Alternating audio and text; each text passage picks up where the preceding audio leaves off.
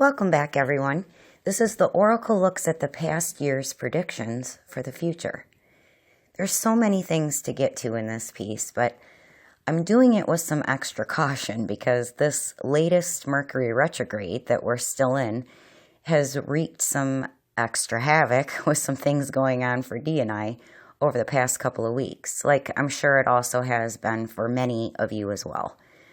I've been asked a few times now in different versions of the same kind of question, but when I get asked the question, it's with the belief underneath it, right, that the luminaries in the sky have an impact on us here on Earth. And this is the usual astrologer's perspective as well, right? That's what the question is implying most often when it's asked of me. In other words, do what I believe about the luminaries, is that in alignment with a quote-unquote usual astrologer's perspective? Well, I can say that I've never heard of any astrologer be able to offer the perspective that we do here with our decodings, but where I do agree a lot with your quote-unquote usual astrologer's perspective is that yes, I've observed far too many incidents or examples in my own experience where the luminaries in the heavens do seem to have some kind of effect here on us in our personal lives. And it was, so much so that I just could never cast it aside as something insignificant, as many people attempt to do. And I've spoken about this in past comment strings and in a few of our videos, and also in some email exchanges privately that I've had with people as well, but it's in combination with this particular Mercury retrograde that's prompting me to speak on this a bit more here to start us off with. I think that most of us would agree with my saying that the sun is the most obvious of all the luminaries, right? And has a big effect overall on our lives here on Earth, right? I don't think that one would spark any big arguments making this statement, as it's pretty self-evident, right, as a truth that we all experience. Especially those of us who live in climate regions like where we do here, in what we commonly call America, where Dee and I live, we experience a definite change in all four seasons, spring, summer, fall, and what is now an extremely cold and dark winter season, resulting from the path that the sun travels, right, all throughout the year over our heads. Now, we'll get back to this long, dark winter prediction made a while back, as we looked at, when the new quote-unquote American president was selected, you may remember. But the point for now is that I think no one would argue about our sun, right? That luminary in particular in the sky has a significant impact on our lives here on Earth in a very direct way. The moon as well, I've mentioned many times before. I've had a previous career as a nurse, so over the years I worked with thousands of people with all kinds of issues, physical and many that were impacted with mental health issues. And I tried to throw to the side as insignificant as first, even with, my interest starting from childhood in the stars and things like astrology. I even tried to throw that aside as something insignificant when I would hear more experienced nurses than I, at the time, would warn each other and me about an upcoming full moon. See, but I learned pretty quickly that they weren't really joking. It wasn't just a quote-unquote old wives' tale. Those craziest full moon days became something I actually started marking on my work calendars to give myself a heads up, so I'd be better prepared for what seemed to always be the volume turned way up on the crazy dial for the people that I was there to help on those full moon days. I also tended bar back in the day for a number of years at a private club. And I saw this whole full moon effect on that population of people I was serving drinks to as well on those days. Now, some of you may hear me say this, and having some similar observations that you've made yourself, you'd probably agree with some of the things I've said, right? The moon also seems to have some pretty powerful effects on us down here on Earth, at least on some of us. I don't think there's going to be much to argue about with making these points of connections about the luminaries and their overall effect on us when you are talking about it this way. Yet, unless you've looked into astrology specifically, you might not be as familiar with what I said at the start here about Mercury being in retrograde and what that has to do with anything that's going on right now. And I don't think it's a large part. I think it is a smaller part, but it's something to at least begin talking about. We just recently took a look at the planet Mercury's 6-year cycle when we decoded the number 9 card of the major arcana of the Tarot deck, the Hermit, you may remember. But even in that decoding, and it hasn't been any of our other decodings either, that we've gotten into any talk about the retrograde cycles of any planets yet. And we're not going to get very deep into that in this piece either, but I did want to introduce the topic, especially with what's been going on here in our personal lives. So just to get us starting talking about this so that you know what it is, retrograde is basically when you're tracking a planet's path night over night, and you're watching an incremental path forward as one would expect. But the next night you look, and then the next after that, and it appears that the planet that you've been tracking is no longer moving incrementally forward as you would expect. It appears to be moving backwards instead.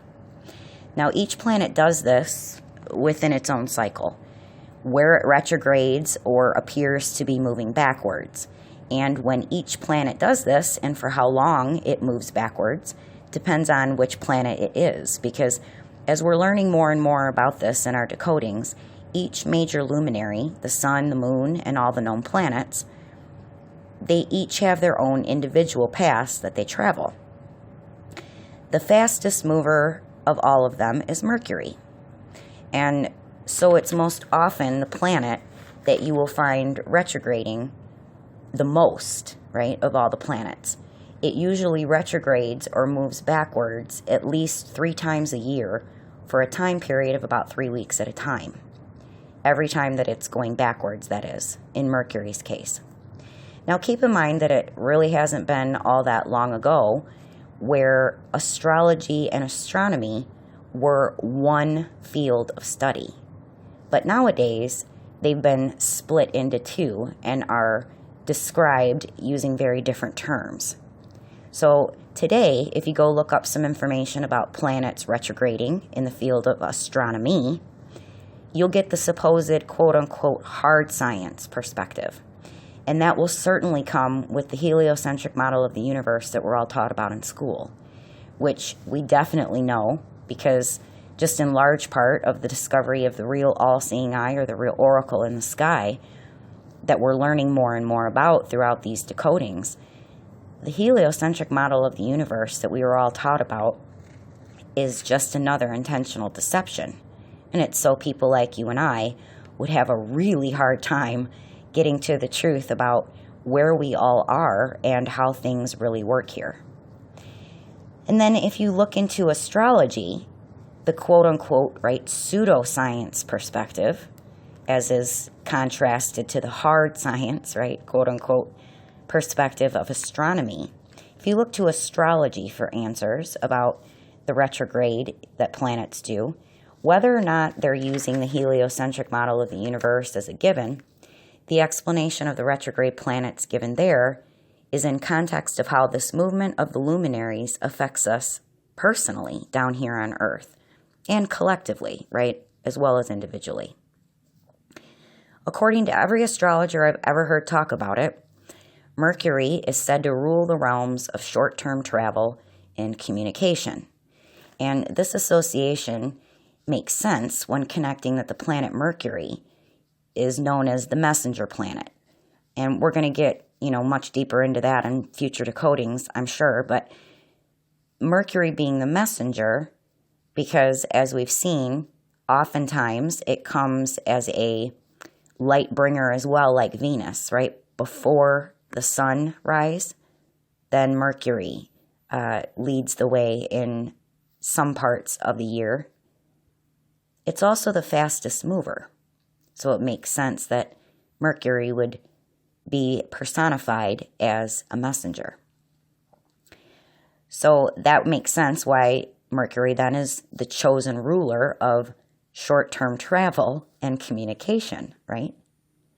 So when Mercury retrogrades then, or moves backwards, the interpretation is that you can expect all kinds of havoc seeming to come up around specifically short-term travel and communication.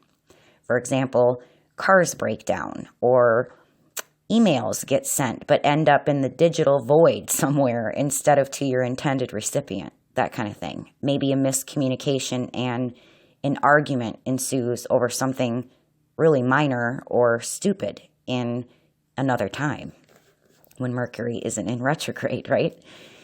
And this too has been something that does seem, at least from my observation, to have an uncanny correlation.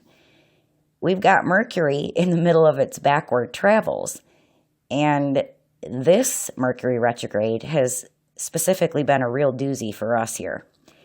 We've had a computer completely crash. It was a 2-week delay in getting just this one thing solved, which caused many other problems.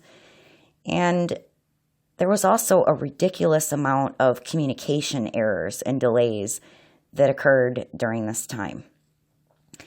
And even though, we all make little mistakes here and there, and I'm no different, mine during this particular Mercury retrograde have gotten plenty annoying to myself. And they're way more really little and stupid mistakes that I normally make, but it's really gotten my attention.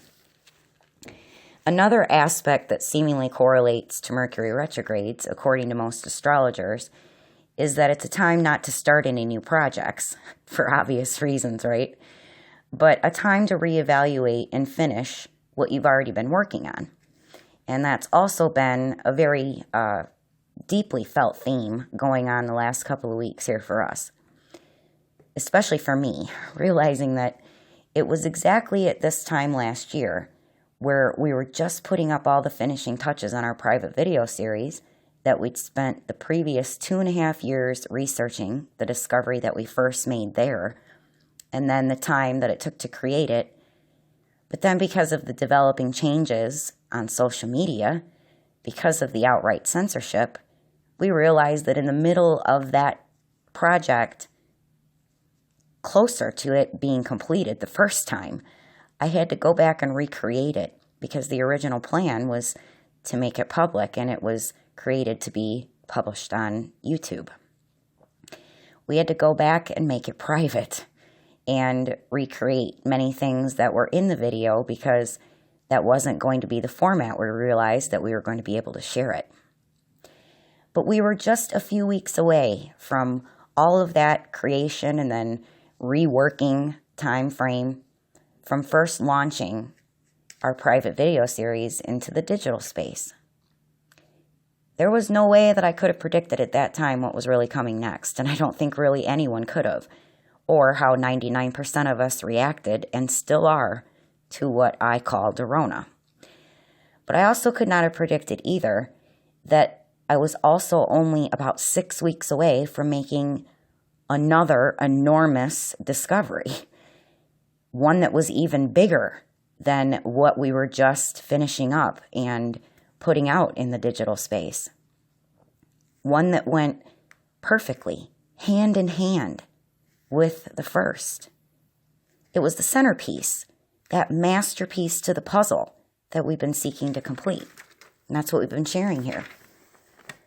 And I can't believe what's happened to us personally this past year as a result of making these discoveries and sharing them in this way, especially in the context of the deep deception of Dorona swirling around us everywhere.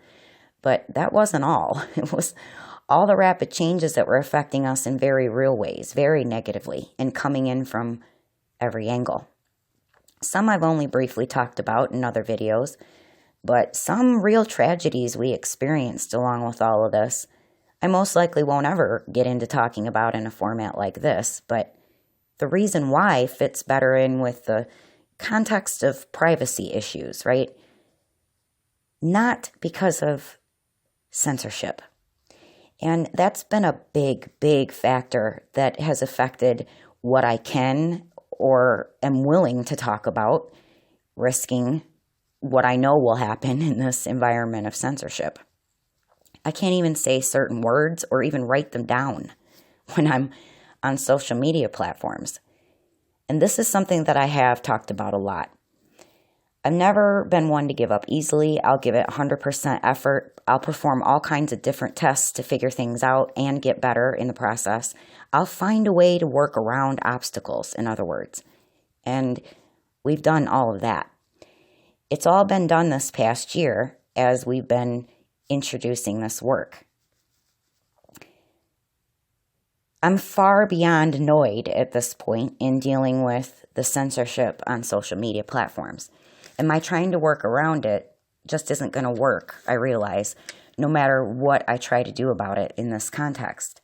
Some of you likely already know about some of the things that I've observed and I've talked about already, but there's all kinds of little different ways that we're seeing now. Your channel becomes shadow banned in different layers and censored in different versions of how they do this.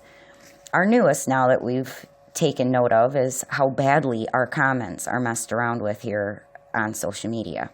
Nowadays, I almost never get notifications if any of you do comment on our videos. I have to actually go to the video and check. And then other times, this is so weird, some of you do leave comments, and because I do get some of those notifications, but only if I'm on one particular device when I check and logged in with, our account channel, I do see the actual comment and I don't delete it, but YouTube does, because it never then again ever shows up underneath any of the video that you actually left the comment on. And I don't think it's because the commenter is deleting it either. Well, then when D logs in from his account and he looks at our videos, he might not be able to read any of the comments at all, or maybe just a few of them, even though there's really far more than that he could see. And this is just, the little examples. There's big things too, but we absolutely have no control over any of these things while we're trying to share these amazing masterpieces of the puzzle. Dee calls them the 1-2 truth punch.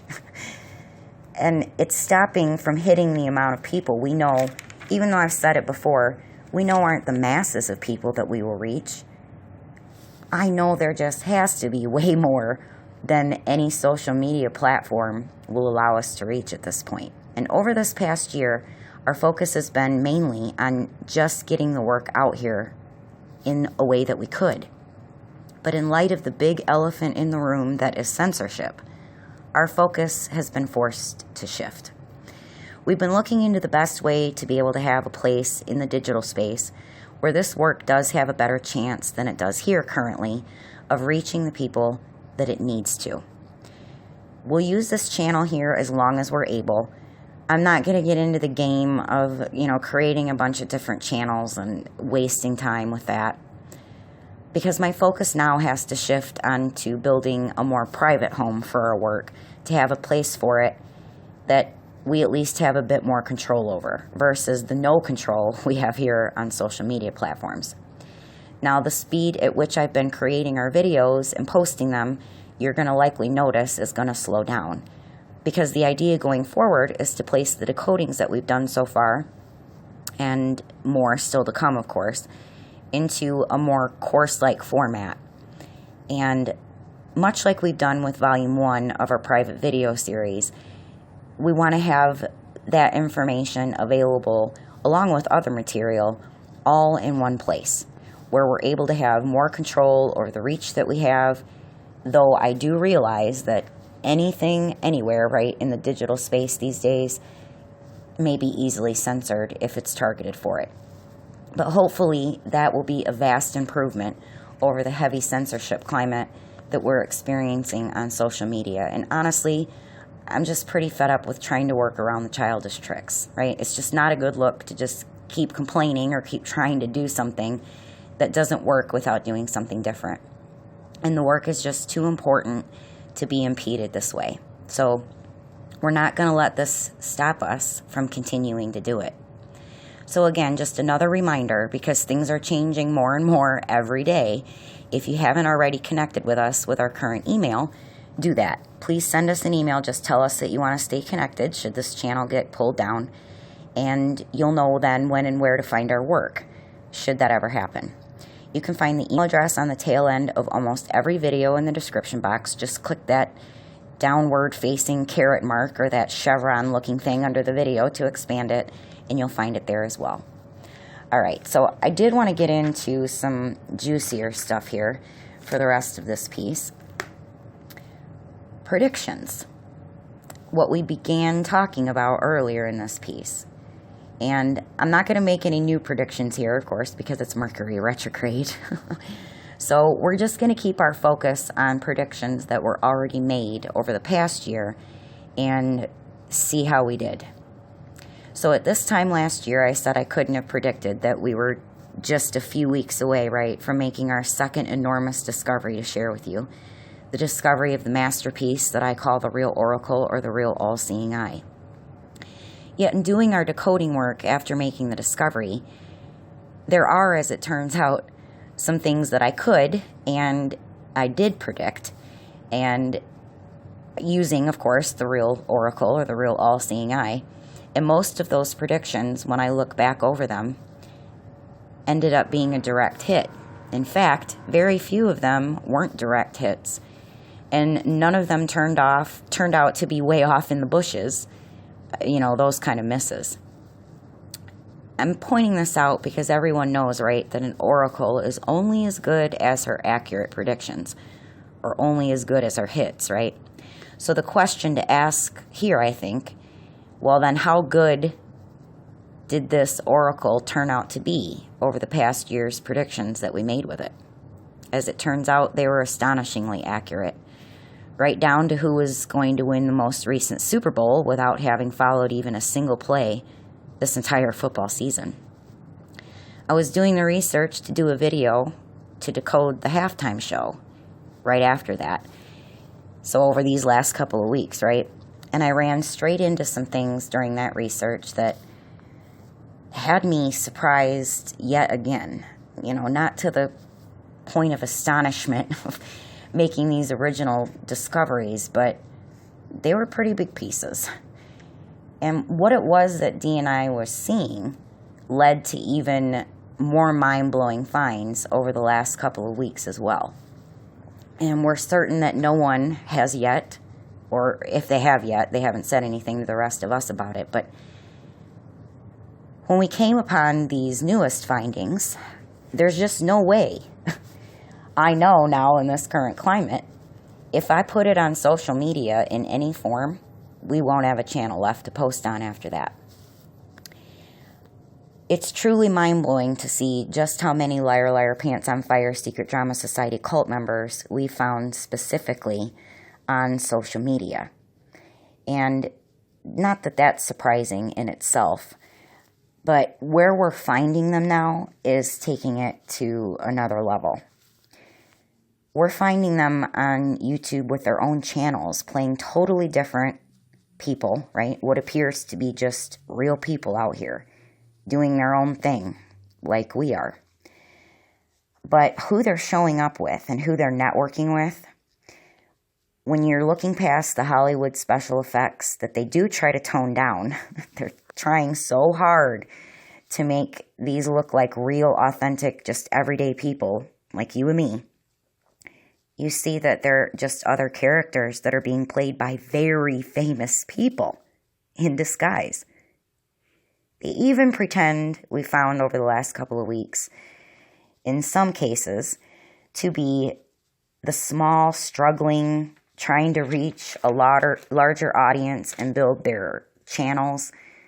Something they know that us real people that are not in their cult actually have almost an impossible task in succeeding in doing these days because of their intentional censoring of us that they know they do. They pretend to be people just like us. And we've been floored to see the enormous amount of them everywhere. And it's not just in short form content.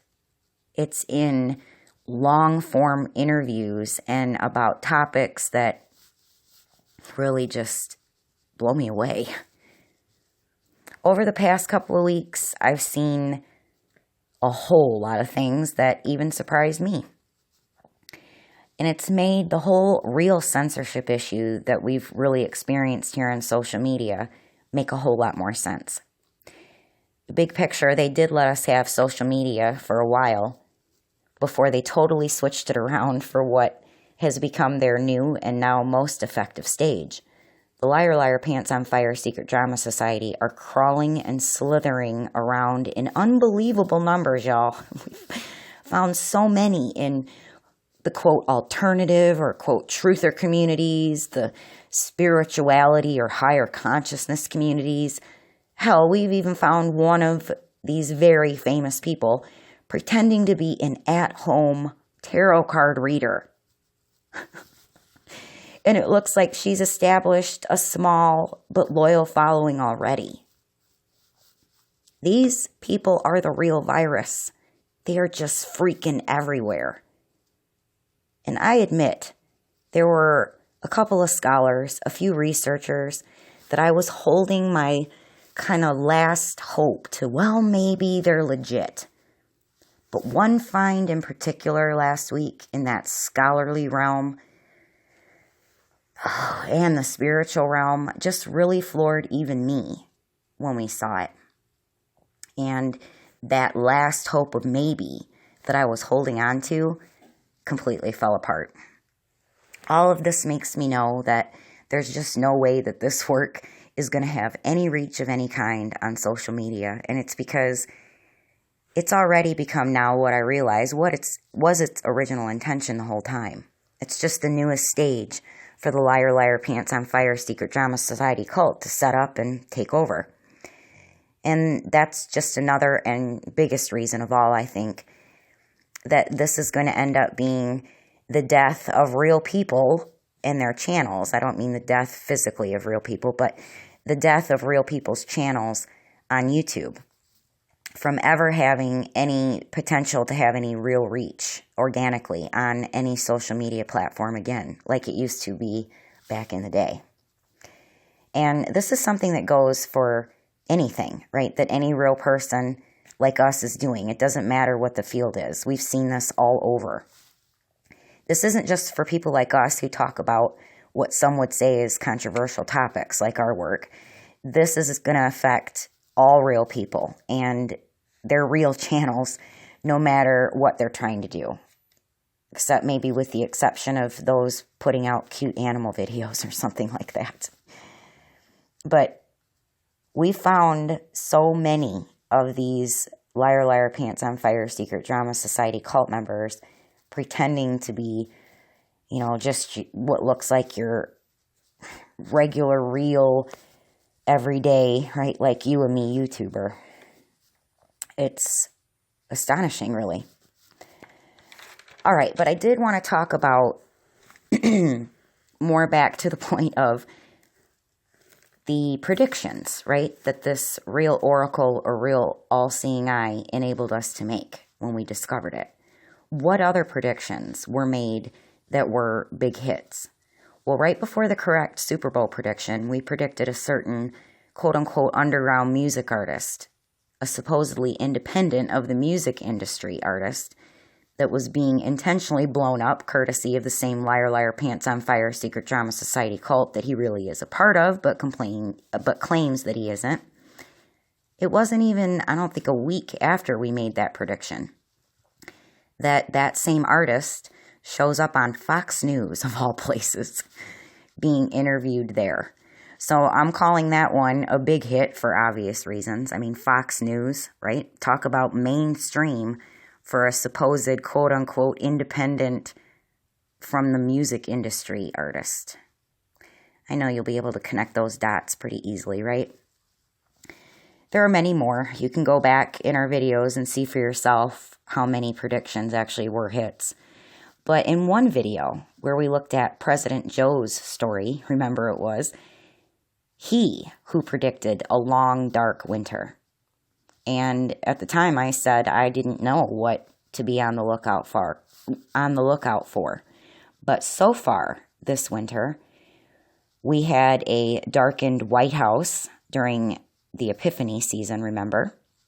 And then freakish cold snow and ice storms right after a second failed attempt at impeaching a quote-unquote president that was now no longer in office, going into Valentine's Day / starting again at the beginning of the Catholic season of Lent, with mass power outages, specifically in what is normally the southern sunny state of Texas, where millions now are reported to be hunkered down without heat and lights.